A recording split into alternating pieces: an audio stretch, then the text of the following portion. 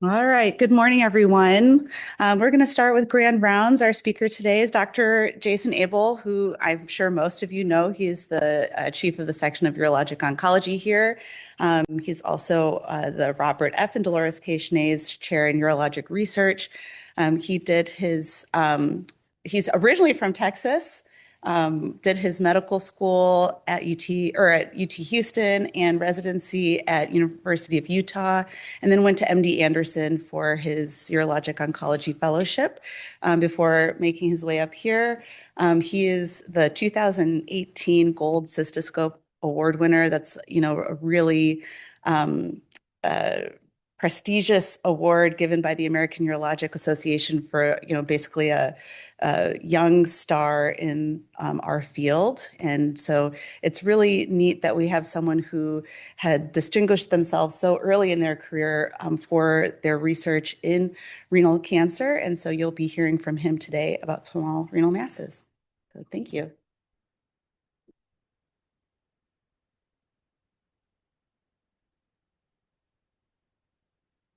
Can you guys hear me? Perfect. Thank you for the very kind introduction. I'm going to talk today about small renal masses, but also a little bit about some behavioral science. And some of this, was repetitive from a couple of years ago, but I thought it was really important, just because I think it makes us better doctors, better healthcare providers. I think it's an important thing to discuss. So,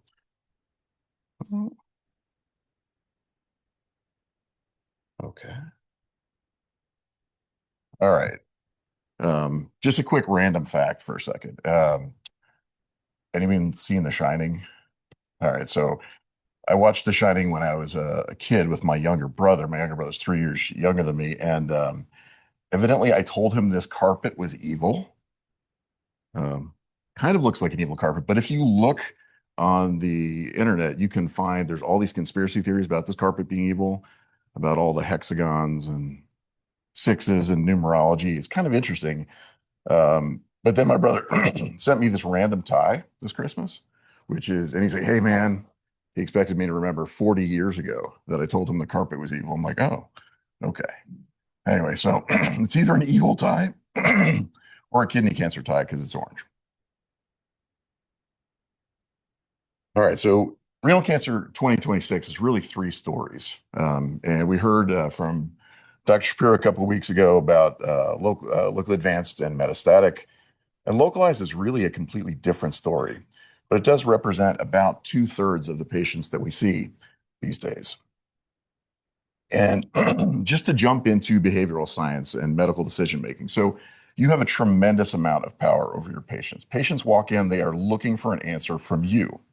So this was developed by the UK Cabinet Ministry to help identify different factors that helps people gain authority and in decision making. So we just run through them really quickly. Messenger. So we're definitely heavily influenced by who communicates information. So if The Rock was up here talking, you guys would be paying a lot more information. The room would be packed, right?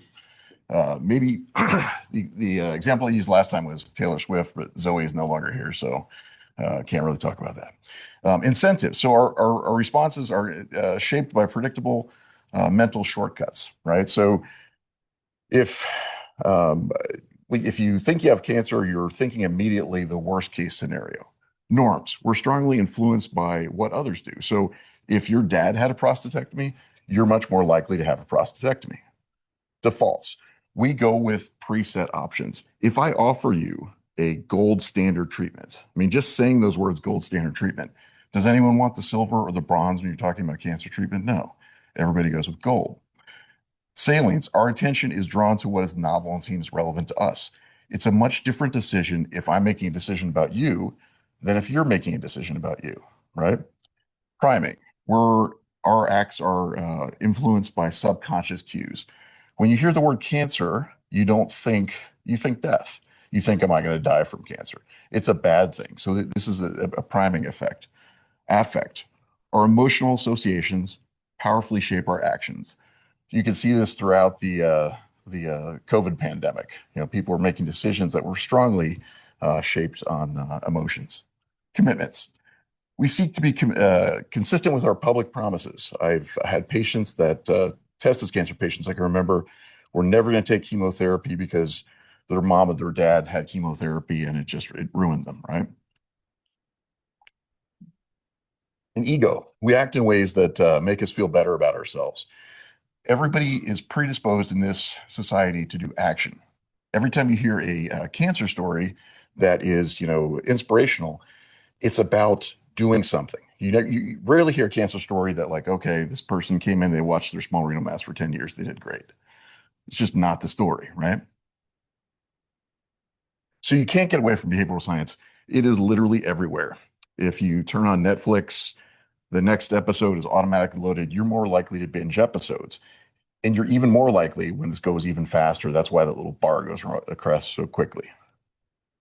So choice architecture. This was kind of discussed prominently in a book called Nudge by two folks who won the Nobel Prize for Economics in 2009. And really, how we present choices impacts how decisions are made. And these are frequently unintended. And there's a lot of good examples in that book of unintended. So, if how I present a choice to somebody in clinic can help the patient make the best decision. For example, if you put the stairs up front and the elevators in the back of an office, patient or people are much more likely to use the stairs. Now, if you look at our Centennial building, you can't even find the staircases because they're way in the corners, right? So the architects probably didn't pay as much attention to this behavioral science. And you can't get away from, airline analogies, right? So a cockpit design analogy. I wish we did this more with something like HealthLink. Keep things simple, simulate, you model information that's in different circumstances, and you try to not overload with information that's not important. Kidney cancer incidence. So back to kidney cancer. Kidney cancer incidence is in the top 10 incidents in both men and women. Overrepresented in Wisconsin. It's been on the rise. It continues to rise, and it's probably because of the elephant in the room. 3D imaging is routinely used for diagnosis. You cannot get out of the ER these days without getting some sort of scan, which frequently picks up an unintended renal mass. So we used to say that kidney cancer was the internist tumor because you would find because of lab abnormalities. Now I think in 2026, it's really the radiologist tumor rather than the internist tumor. And you can really see this. This is a great study where they looked at 15 million Medicare beneficiaries who are aged 65 to 85 over a 5-year period in 300 different regions. And they adjusted this for age, sex, race, and smoking risk. And these are people getting CT scans for another reason. And what they found is for every 182 CT scans, you got an additional procedure. This was true of total nephrectomy, partial nephrectomy, any nephrectomy, or renal ablation, right? So the more you do scans, the more procedures you have. And again, it's nice to see that Madison was actually doing pretty good on this. I know you guys know where Madison is. I put this in here because I was doing a talk in London and no one knew where Madison was. More disturbingly, if you look at the incidence, so as in the 70s and 80s, we start to get a lot of CT scans, a lot of good high quality axial imaging, and you can see the incidence of renal cell goes up, but the mortality really hasn't changed over that time period. Again, we're treating more, and maybe that suggests we're treating a lot of people that don't need to be treated. So the early summary for this: increased detection increases treatment. The incidence is rising of small kidney cancers, and urologists should really consider adapting for long-term surveillance of small kidney tumors, similar to the way we've adapted to for surveillance for prostate cancer. And I just can't resist making a prostate cancer analogy because I think this is what urologists really understand. Small RCCs, just like low-risk prostate cancer, have an exceptionally prolonged natural history. So maybe it's a 5% cancer-specific mortality at 10 years. And that's what you can see on both of these Kaplan-Meier's. If you look at the age that people get prostate cancer or kidney cancer, very similar, 64 or 66. Kidney cancer, a little bit skewed towards some younger patients, more so than prostate cancer. But like low-risk prostate cancer, we really have to make decisions based on individual risks, considering cancer among the patient-specific risks.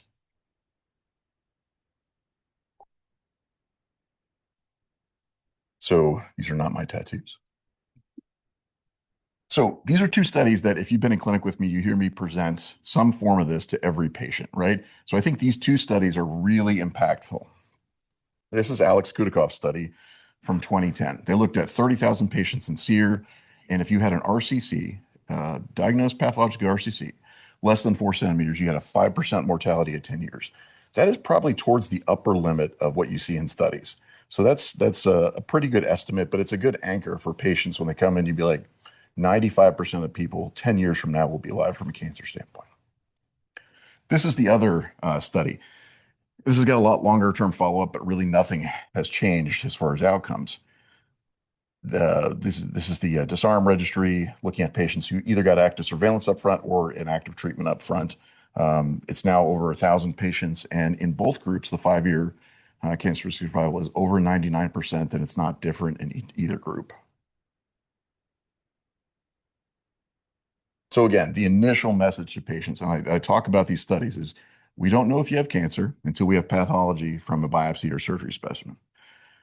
There's a really slow natural history for most small RCCs. And this is really time for you to consider options like active surveillance or other things, and great outcomes for most patients. So making decisions. All right, I got to pick on someone who's young who hasn't seen this before. Devontae. All right, got to read this quickly and just give me an answer. A bat and a ball cost $1.10. The bat costs $1 more than the ball. How much the ball cost? Ah, anyone else? 5 cents, right? Right? See, it's $1 more, right? So 5 cents and it's $1.05. And so this is something that like 90% of Ivy League freshmen in their psychology classes got wrong in multiple studies. So it's because your brain works in two ways. And again, this is another behavioral science. There's system one, which is fast, parallel thinking, automatic, effortless. It's what you're used to doing as a surgeon, right? But I think we need to back up and do more of a slow, serial, controlled, effort-filled, rule-governed look at this because there's no reason to have the fast flex thinking with this type of decision, right?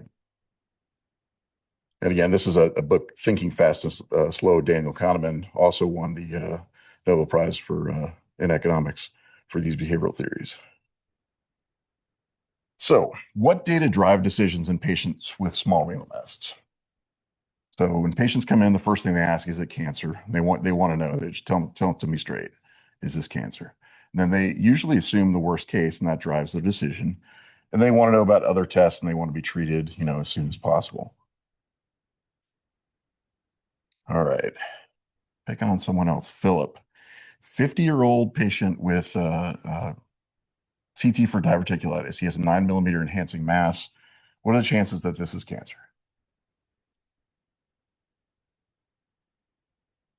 Yeah, good. 50 is correct. So this is from a study out of the Mayo Clinic where they took all these specimens out and then they looked, and it's about 50% if it's less than a centimeter. Then it goes up in the 70s. And this is a very large series, almost 3,000 patients from 1970 to 2000, kind of established a lot of what we're thinking about. But surgical series might actually overestimate the percentage risk for renal cell cancer because patients are selected for surgery. There's a higher cancer risk. The pathologic size is actually smaller than the radiologic size. You take it out, there's no blood in it, and then you throw it in formalin. So it actually shrinks a little bit. In biopsy series, one from here, one from Toronto, about 70% or 75%. So what I really think is the truth for that, a 4 centimeter mass, somewhere around 75% of them are RCC. Patients then shift to the worst case scenario. Okay, metastatic RCC. Well, with max therapy, population-based studies still say it's around 2 years. It's probably a little bit longer now because we have IO combinations, which are good for metastatic disease. But if metastatic progression is very unlikely from a small renal mass, should that drive our treatment? All right, pick on somebody else. Holly, 60-year-old healthy man with a 2.5 centimeter renal cell cancer. What's the chance he dies from renal cell in the next 10 years?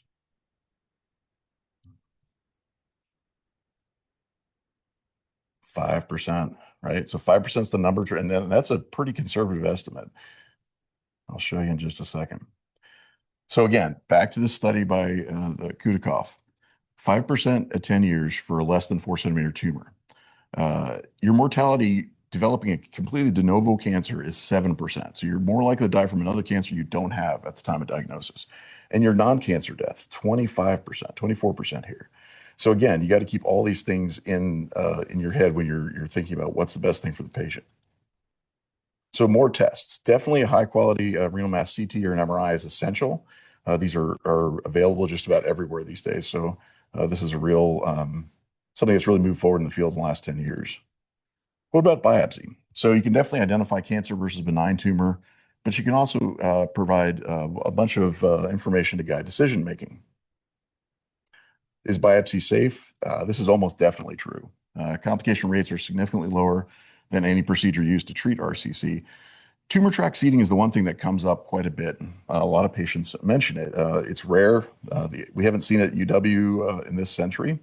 It's reported maybe 1 in 10,000 with modern techniques. And it's a similar incidence to prostate cancer seeding. So if you look, there's more and more reports, especially with the transperineal biopsies, that some patients have seeding. It's exceptionally rare.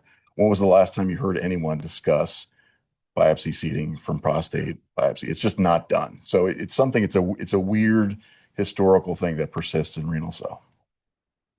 So this is a study that Tasha Pashelsky did a few years ago. Again, just looking at complications and non-diagnostic results. Major complications were 0.4%, not increased in patients taking aspirin who had an INR up to 2, who had low platelets, and the non-diagnostic rate was 14%. Just another word about non-diagnostic biopsies. Non-diagnostic biopsies are not usable information. When a patient comes back and it's just benign renal parenchyma, we really can't do anything with that. So we're back at square one. You can either rebiopsy or do active surveillance or do treatment at that point.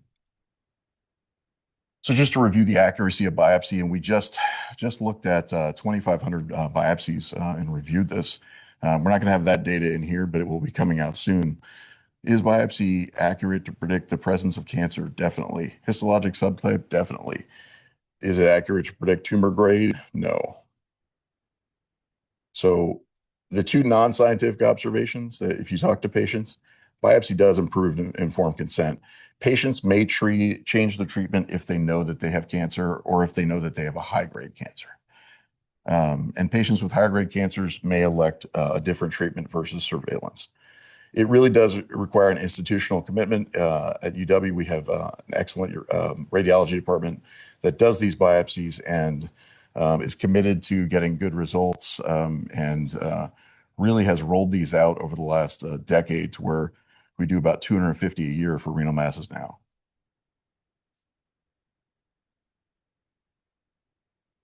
So this is a study that was presented at the AUA in 2018. And actually, Sarang just got this accepted to the AUA for a change. Did the exact same thing, gave 100 consecutive patients with small renal masses a survey before and after the initial patient visit, just to kind of understand where they were at when they were coming in.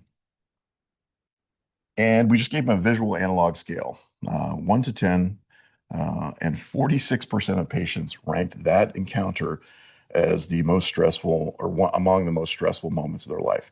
So when they're sitting there, they are not feeling the same, vibe as everyone else in the room. We're going in, we're seeing a patient. Hey, the risk is low. This is one of the most stressful moments in their life. So it's really important to A, respect that, B, try to de-escalate that because it's impossible to make good decisions when you're this stressed, right? So 46% of patients, this is one of the most anxious times in their life. 84% of patients said they would consider a renal mass biopsy. We actually asked it in 2 different ways, one not saying the word biopsy, and about 42% actually received a biopsy. This really hasn't changed. The patients that didn't get it are patients that we didn't think it would change our management. So again, back to change our management. So the common argument, biopsies had kind of a varied uptake across the country because they will not change management. And I think that's definitely true in young patients or extremely old or comorbid patients that you're not going to do anything. But if you look at who gets kidney cancer, it's not those patients. Half the patients are 65 or older and have multiple medical comorbidities. And if you want to make the case even stronger, you can look at any paper. So this is just a paper I pulled out randomly. I was looking at zero ischemia versus early unclamping versus Hyler clamping. They're trying to maximize the control and renal preservation. But the percentage of benign tumors in this study was 17 to 24%. And how would the overall renal function change if you just stopped operating on patients with benign tumors? You can make a much bigger impact on 17 to 24% of the whole population if you just don't operate on the patients that don't need it. So again, to get to a Venn diagram, the patient's coming in, they're thinking, is this cancer? What is the worst case? Can you fix the problem? And then what are the other tests and treatments? The urologist is thinking, well, treatment with the best cancer outcomes that preserves renal function with the least morbidity. And then, honestly, what they should be thinking is also, will this patient benefit from any treatment? All right, back to behavioral science for a second. So you have to be careful not to dilute your own arguments. This is a great article from Nature Human Behavior, and this guy actually did a really good TED Talk on this as well. So influence is definitely reduced with more arguments. Your arguments, when I'm sitting up here talking, the less I talk, the less I drone on about things, the more convinced you would be, as long as I'm making a cogent argument. This is a study where they just had people listen to two different phrases. Either side effects may include dry mouth or throat, headache, uncontrollable shaking of body part, and mental problems with attention. Or side effects may include uncontrollable shaking the body part and mental problems with attention, right? One lists more side effects, one lists less. The one that listed more side effects, actually patients rated as less severe because there were more listed. They were more willing to take the medication. They're more willing to pay more for the medication, right? This is something every time TV's been kind of ruined now with drug ads. My 9-year-old asked me about Tremfya the other day. I'm like, they said, ask your doctor about Tremfya. I'm like, you're a doctor, Dad. I'm like, I don't know. Right. So, but the reason they're giving you this whole long list is, even though they're including all kinds of crazy things in there, like risk of death, as long as they keep talking, they're less, likely to think that it's severe. Also, they work. They would not be bombarding every major sports event if these ads don't work. So again, behavioral science is everywhere. This is a 2016 report. Actually, really not much has changed. It was a huge report, and really the only outcome that was meaningful is that radical nephrectomy is worse than partial nephrectomy or ablation for renal functional outcomes. I left this study in there because it's a study out of the Mayo Clinic, basically arguing that oncologic outcomes for partial nephrectomy and percutaneous ablation are essentially the same. There was 2 studies of the Mayo Clinic kind of showing this: 1,000 partial nephrectomies and about 175 RFAs or cryoablation, and they found the 5-year cancer survival was 99 to 96 to 100%. If you look closely, the biopsied RFA and cryo, more than half of the RFA either were unknown or benign, and 42% of the cryo unknown or benign. So not very many patients in either of those cohorts. And again, you can see as you get out to 5 years, you're looking at 39 patients at risk or 60 patients at risk. It's much harder to kind of believe that these are, somewhat similar treatments. Definitely biopsy prior to ablation. You guys have probably heard me say this. Looking at these large studies, so these are the 4 largest studies of ablation at the time. A huge percentage, more than half in the papers from the Mayo Clinic, either had oncocytoma or nothing because they did not get the biopsy beforehand. It's really hard to follow a patient. We follow these patients for 5 to 10 years afterwards. Really hard to follow a patient if you don't know if they had cancer. Local recurrence, definitely more common with thermal ablation. There's a question about how much this impacts things because the cancer survival and metastasis-free survival are similar. So to summarize the thermal ablation studies, Many studies consider small renal masses rather than biopsy-proven RCC. So they might overestimate the cancer outcomes. That's something we have to be really careful with in the future. Ablation preferentially selects older patients and smaller lower grade tumors. And there's definitely a higher local recurrence versus surgery, but it's similar cancer survival, which is mostly what patients care about. So, and I put in just a word about active surveillance as well. Biopsy-proven RCC is rare in active surveillance studies. Benign renal masses may skew outcomes. So in disarm, it's about 10% of patients had a biopsy that we're following. So we don't know how many of those patients have cancer. There's no studies with long-term follow-up, and we definitely skew more towards sicker and older patients. But there's definitely an initial period of active surveillance is safe. It's something we do for about half the patients we see these days. All right, so this is new data. It is just hot off the presses. It is literally online this morning. So it was accepted last week, online this morning. Dr. Rodman, our first-year fellow, looked at 2,200 patients with non-metastatic renal cell cancer, less than or equal to 7 centimeters. No evidence of locally advanced disease or metastatic, so no lymph nodes, no thrombus in these patients.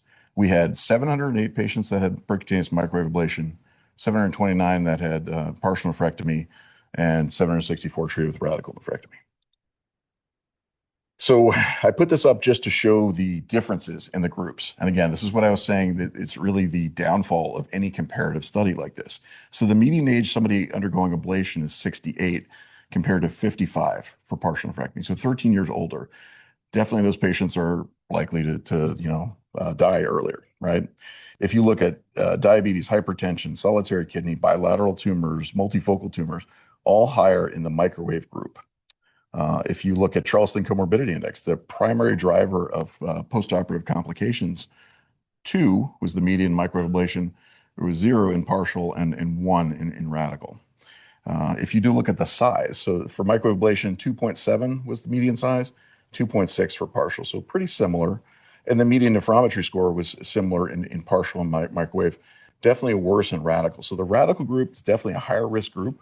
Again, there's a huge surgical selection bias that you're going to see over and over again in any of these studies because they're not randomized. So if you look at the baseline tumor characteristics for the patients that had kidney cancer out of these 2,000 patients. So definitely understaged. There's a percentage of people that undergo microwave ablation that have T3 tumors. We're never going to know that because we destroy the tumor, right? So you don't know which patients had T3 tumors. If you look at the partial and radical, it's somewhere between 7 and 24% of patients have T3 out of those tumors that are less than 7 centimeters radiographically. We also select a lot for grade. So do you remember I said if a patient comes in with a biopsy, the biopsy is grade 4. They're probably not getting ablation in this series. If you look at only 6 or 7%, 6 or 7%, sorry, kids, are getting microwave ablation with high grade, with grade 3 or grade 4 tumors, compared to 24% of partial and 36% of radical, right? So there's a lot of selection for grade. If we see somebody that has a high grade tumor, a lot of times that patient does not go to get an ablation. Interestingly, I said that a grade was not very good on biopsy. So we know it's absolutely correct about 60% of the time. And if you look at just high or just low, then it's about 65%. So it's wrong about a third of the time. So about a third of those are wrong as far as high or low grade 2 because we don't have the surgical pathology to look at grade. If you look at readmission and complications and length of stay, it's definitely better for microwave. So microwave median hospital length is 1 day versus partial radical 3 days. Readmissions are very similar. Again, the microwaves had a lot higher Charleston Comorbidity Index. Overall complications and low-grade complications definitely better with microwave, but similar high-grade complications. Again, these are higher risk patients. They're older and sicker that we were ablating. If you look at the preoperative estimated GFR, so the renal function was definitely lowest in microwave. And if you look at the immediate postoperative period, you can see the effect of renal ischemia from partial, but at 6 months, very similar, really no different. whereas radical nephrectomy, you lose about a third of your renal function.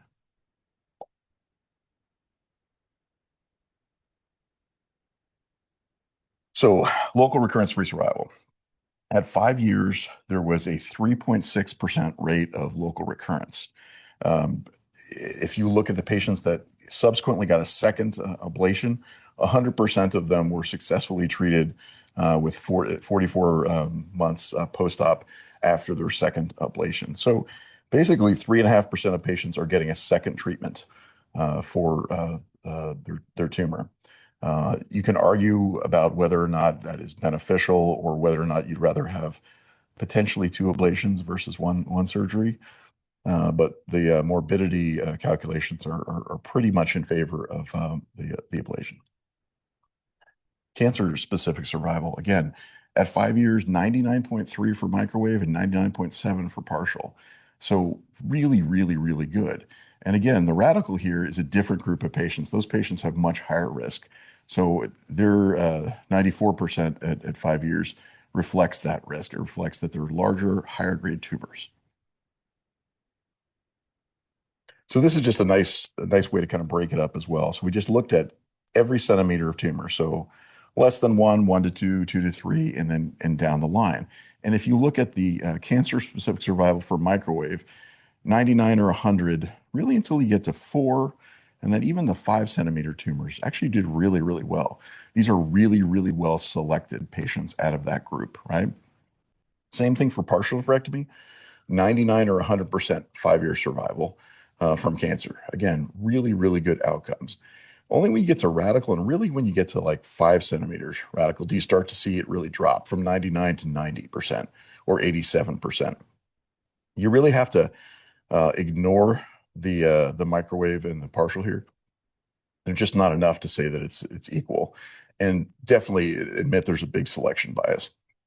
Has 280 patients here and a lot less on the other side. So when we look at who will ablate, we will ablate larger tumors. These are patients that have prohibitive medical problems that ablation would probably be an easier choice for them, or they've just refused to have surgery.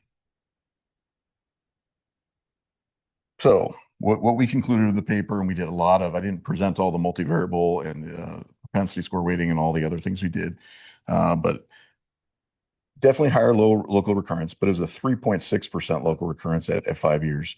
Comparable metastasis-free and cancer-specific survival, lower morbidity with microwave ablation despite worse baseline comorbidities, and then comparable renal preservation despite worse baseline renal function.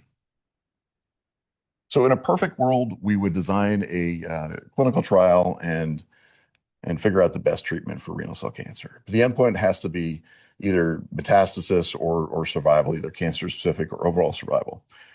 We really have to randomize it because there's so many competing causes of death for people who are 65 or older.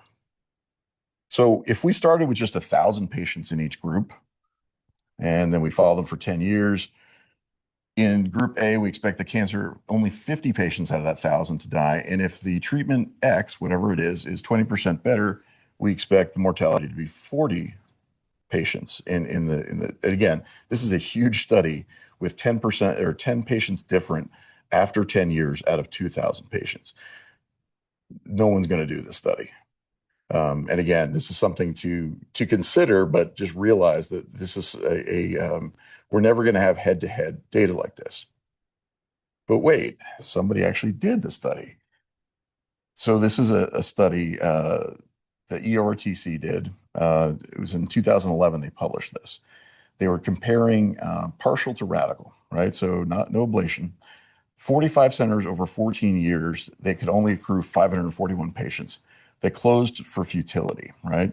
But they did have a follow-up of 9 years. And in that, they had 2.2% of patients die of RCC.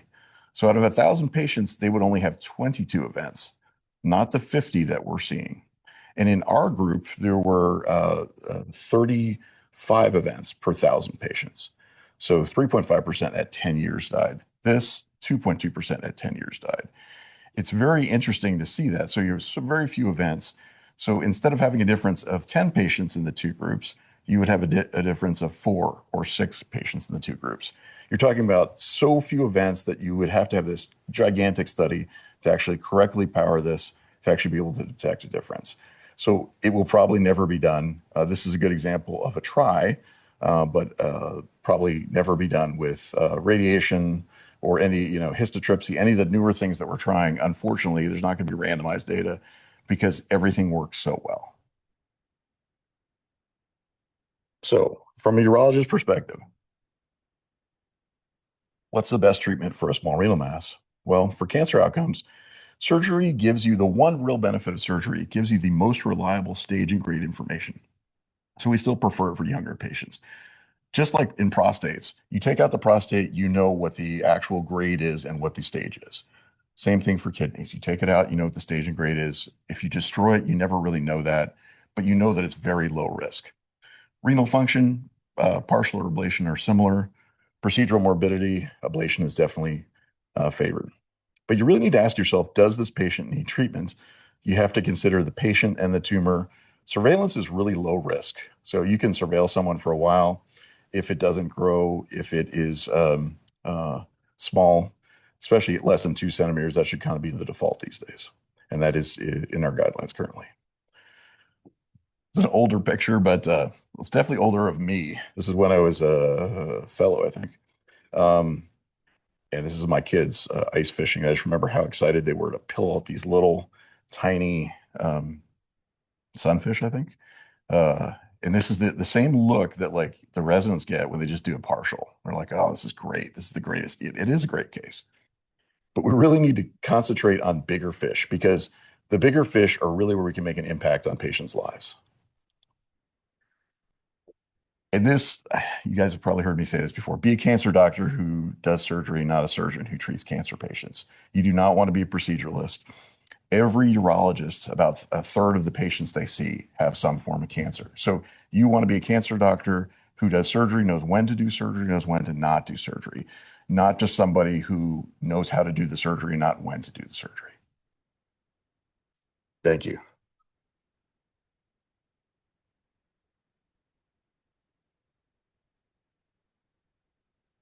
Kyle. Great talk, Jason. Really enjoyed it. Um, I want to ask a little bit more about the decision science, which I find fascinating. If you haven't read Thinking Fast and Slow, it's a great book. I highly recommend that one, as you pointed out by Kahneman. Do Has there been any research looking at, these patients that show up highly anxious, right? They're maybe their PCP said, "Oh, you've got a spot in your kidney or a renal mass. Go see the urologist." Or sometimes it just pops up in their, my chart, and they have no context, and they go to the internet. Has anybody looked at the anxiety at that initial visit based on the tumor type or the cancer type? Like, is it different if you small renal mass versus a large renal mass, or a prostate cancer versus a, pancreatic cancer? Has there been anything on that? And then also, is there anything that we can do as a clinic or as providers to help prior to the visit to maybe help alleviate some of that so that you're not spending a big part of your visit talking them off the ledge? Yeah, those are great questions. I mean, I think definitely there's so much available that, now with all like Chat GPT being able to you just upload your entire medical record to Chat GPT, I think you're going to be getting more and more things where people are either extremely, scared, anxious when they come in. I think that's not going to get better in the short term. I think that when you talk to somebody, you can actually cogently explain what is their risk versus someone else's risk and what you don't know versus what you do know. I think that's when you see people, because we saw that most of the patients had less anxiety after we talked to them. A few patients, it doesn't matter. They're still anxious no matter what. But most of the patients, their anxiety went down. And you do need some anxiety. You can't be asleep to make decisions, but that level of anxiety is counterproductive. I bet you it's worse with things like pancreatic cancer or something where somebody can look up, and see uniformly bad things. But I do think a lot of people get very scared. Even the ER doctor says, "Oh, this is definitely kidney cancer." And you're like, "Well, we don't know it's cancer yet." And the outcomes are extremely good, right? So I usually try to lead with that so I can just get people to slow down enough just to try to make decisions. Steve? Oh, yeah, no, your second question was what we can do as providers in clinic. I think that's really difficult because it doesn't get better until they actually sit down with us. But providing more education, I remember when I was a resident, I used to send any of the veterans, like I would send them the prostate cancer book from the NCI. A lot of them would go through it, and they could come in, and we'd have a very, productive first visit. But I think it's difficult to get to patients before that when that anxiety is developing. See? Yeah. Yeah, so great lecture. Some folks can be problems. I was in this space from 1995 to 2010 until we brought Jason on. So great evidence of a great program. Certainly in his time here, and one of the goals is to go all this. So that's great. So I had two questions. One is, what's your thought? One of your main conclusions on microwave paper is that local recurrence high with microwave, but in 3 to 5 years, I'm wondering how much of that could be, missed, incomplete treatment. So I'd ask about that. Then my second question, particularly in light of current times, if you look at renal cancer, small renal masses in particular, so this is a low risk phenomenon, as you will elucidate, the cost of surveillance, the cost of these treatments. So what are your thoughts? Yeah, no, I think great points. And as many of the people don't know the room, Dr. Nakata and Dr. Lee really had a pioneering tumor ablation program here at UW, and we're doing some ablation at the time that no one in the country was doing it. So, really standing on the shoulders of giants with the ablation program. I think to answer your second question, well, actually, tell me your first question one more time. So good here. You're thinking just what you think. How many of the patients that you viewed as recurring might have just been incomplete? Yeah, so incomplete treatments were pretty common back in the day. And if you look at the different, so we published a study with the University of Michigan a few years ago. And after our ablation here, we do a contrast enhanced study. And if the contrast enhanced study shows any residual untreated tumor, we go back maybe 5% of the time. And at Michigan, they do not do a contrast enhanced study because they thought that contrast would decrease the renal function, right? You get a second hit from destroying some kidney, and then you get another from the contrast. Well, it turns out you don't get a second hit. The renal function is the same when matched for size. But the other thing is they had about a 5% higher local recurrence rate, and it was because of incomplete ablations. So here we've gone through really carefully to make sure on that day, almost no one has an incomplete ablation. And then you can look at 6 months. These are patients that when we say local recurrence, they recur over a few years. And the 3.5% is considerably better than most other ablation series. So better than most RFA, better than almost every cryo series, except for the Mayo Clinic, who has published some amazing studies over the years. So,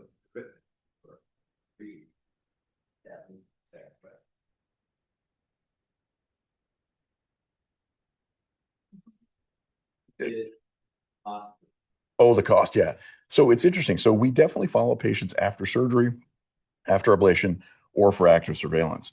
So once you get tagged with renal cell, you're going to be followed for some period of time. We have tried to de-escalate the amount of surveillance. It used to be we published a paper with Leo Dreyfus just looking at when we do scans after ablation. And if you look at all over the country, there's somewhere between 7 to 8 scans done in the first 5 years after ablation, which is more than we even do with active surveillance, right? So we decreased it. So we do the first one at 6 months, and then we do every 18 months afterwards for low risk tumors, just because they rarely come back. So surveillance is one of those things that it's evolving, right? So we do a first scan at 6 months, then maybe another one at 6 months, maybe a third one at 6 months, and then we back it off to a year. If you look at it, depending on the different schemes, it doesn't really change anything. Because we're going to do them if we do ablation, we're going to do them if we do surgery. Now, do you absolutely need them? Maybe not. There's definitely studies to say if you take out the entire kidney, you do not, in a T1 patient, you don't ever need to do another scan on that patient, right? But patients generally will not accept not getting scans. So what we found is they're at least wanting to get a couple of scans afterwards. We rarely do nephrectomy for a T1 tumor these days, just in very bad locations. So about 10-15% of the time. With partials, we definitely would do a scan a little bit more frequently, maybe at a year and 3 years for a T1 tumor. So we can definitely de-escalate it. But as the price of CT scans and MRIs have come down relative to the price of procedures, it doesn't seem to make a ton of difference. But if you could get people to ideally stick to the guidelines, it probably would.